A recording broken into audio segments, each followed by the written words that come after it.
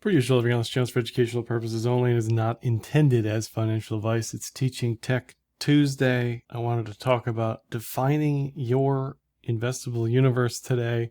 But before I do that, let's talk about the old BTC. That's hecka dying, bro, as it's breaking down below. 120, 115, 113. Certainly feels like a lot of this is risk off into the JPOW meeting on Friday. Maybe it's the market's right-sizing expectations about what he may or may not say. It feels like, if this is connected in any way, it feels like it's pricing in JPOW saying he's not going to cut rates.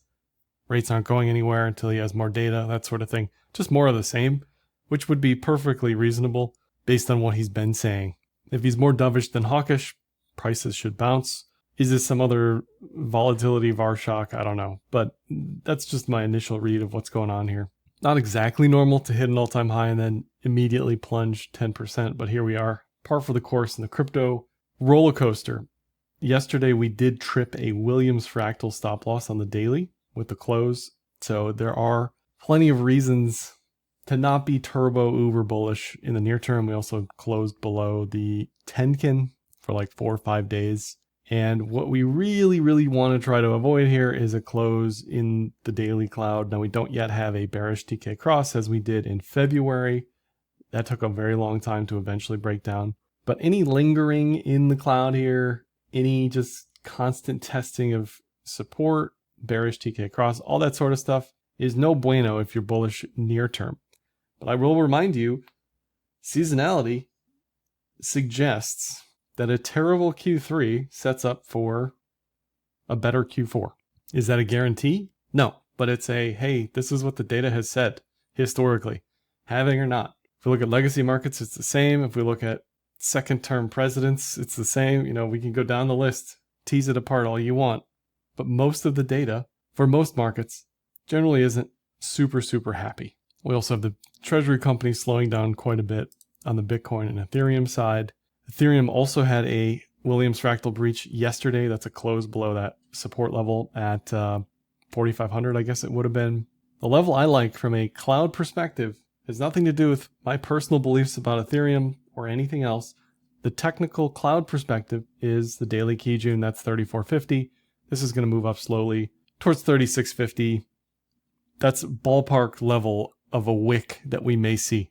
Who knows? ENA, which I mentioned on Monday, I think, or Sunday, has already broken the Tenkin. A lot of this stuff has already broken the Tenkin. Alts generally don't look like the place to be in the near term. So if you were expecting super mega moon, that may be put off for quite some time here. And of course, MSTR, publicly, there's a lot of people very upset with Sailor for all sorts of reasons. All that stuff tends to be forgiven when number go up, but if number go down, it's very much in the forefront. Just like the Ethereum Foundation selling. Much bigger deal when price is going down. When price is going up, sure, people don't like it, but they'll tolerate it. If shenanigans are going on with price going down, there's a very low tolerance for that. So MSTR on the cloud looks and has looked much worse than BTC already through the daily cloud here. So this is already in bearish territory. From a trading perspective, again, I'm like, okay, we had our chance to break out here. We didn't. Next step is just wait for more of the same. Bullish TK cross price above the cloud. That may take another 30, 60 days. But there's nothing for me here. Not until we get a bottom pattern or a div or something that's compelling. Maybe around 300 we'll find something. I don't know. This was also a little bit of a head and shoulders starting to break down here. So not a good sign for MSTR. And, you know, just as a reminder, we'll card out the drawdown charts in bear markets. And this is a good conversation for today because some people just can't handle the volatility and they're probably not here in the market. They're probably not listening to videos like this. But depending on your investable universe, you will have a tolerance for a 30% drawdown in a bull market. In 2017, 2016, we had several such drawdowns over and over and over again. And we continued to fight it off and go higher in a parabolic fashion. In 2022, 21, we didn't really have much of that. It kind of was the end when we got a, 50% drawdown. Like that was extreme. That was extreme. You know, I don't think we're going to see that and survive this time. So I think 10%, 15%, each case 20% is par for the course based on the volatility profile that we've seen historically, based on how much ETH and Bitcoin are both up over the past X months, right? Welcome to the show, as they say. I don't think we're setting up for a 30% drawdown, but I think 10%, 15% on BTC, 15 to 25 on ETH. I think that's perfectly reasonable for this week period. That's just what we see. All right, let's talk about Investable Universe. Not a term that the retail crowd uses, definitely not. It's mainly when you're talking to hedge funds or investing vehicles. Investable Universe refers to what are they trading? What are they seeking to trade? What are they allowed to trade? What are they experts in trading? Because then that gives people who are giving them money an idea of, okay, this is somewhat of what they should be doing relatively. This is the asset class. This is this trading style, whatever, right? And as an individual investor, I think most people just assume, oh, I can trade everything, right? Whatever's in my brokerage, I can trade. With that mentality, you see a lot of like style drift. You see a lot of people trading things that they don't really understand, just sort of following the crowd. If you're learning, that can be okay. That can be super useful because it exposes you to all sorts of types of stuff. You know, why didn't I use a stop loss here? What is this PE ratio? What the hell is that? Short-term versus long-term ideas. Eventually, if you pay enough tuition in the market, you will settle in on finding your little expertise. That doesn't mean just trading Bitcoin miners, right? That could be using technical analysis like I do on anything, looking for breakouts, looking for setups. Maybe you're trading commodities. Maybe you like the macro side, whatever. But for me personally, when I see stuff moving that's outside of my investable universe personally, aka things I just don't care about, don't ever care about, won't ever be trading, I don't feel FOMO at all. Helps me stay in my lane. And if something on page 56 goes up or down, it's like, okay, ho hum, next day. You know, I was never going to touch that. I was never going to trade that. I was never going to actually put enough money into that to really matter, right? That's for me what it means. Because I still see some people to this day who are just super confused, just throwing money everywhere blindly at anything, just hoping for the best. And I think a lot of people could do much better just staying in their lane or finding a lane to stay in and just sticking to that. Just going as deep as you can on growth stocks, or as deep as you can on mid caps, or as deep as you can on meme coins, whatever it is, whatever your investment philosophy might be, figure out what works for you. Some people are super contrarian. You know, some people, these macro people, I don't think they make a lot of money most of the time. That's just what they like doing. They don't like making money as much as they like just being contrarian. Whatever, good for them. You know, I can't tell them how to trade their money. But you certainly have to be honest with yourself. If your investable universe isn't working out, either you shouldn't be trading or you should find another trading style or philosophy. Same thing with growth versus value. These tend to be cyclical. They tend to swing around back and forth. Value certainly hasn't been the place to be on a relative basis. And forever for me, technical analysis as a philosophy is going to be where it's at. So investable universe, what does it mean? Everything I'm allowed or able to invest in. For retail, that's any ETF, that's any stock, that's any commodity, that's right, that's anything, which can be sort of dangerous. Most of retail tends to shift towards hyper growth, hyper volatility, at least at first. Then they either lose all their money, or they make a little money and then lose it all, or they make a little money and keep it all and then figure it out along the way. But eventually some people, the good ones, settle into finding some sort of specifications, specialization, versus just trading everything and anything. Like I talked about already, sector, market cap, geography. You know, some people just won't trade Europe. Some people won't trade China.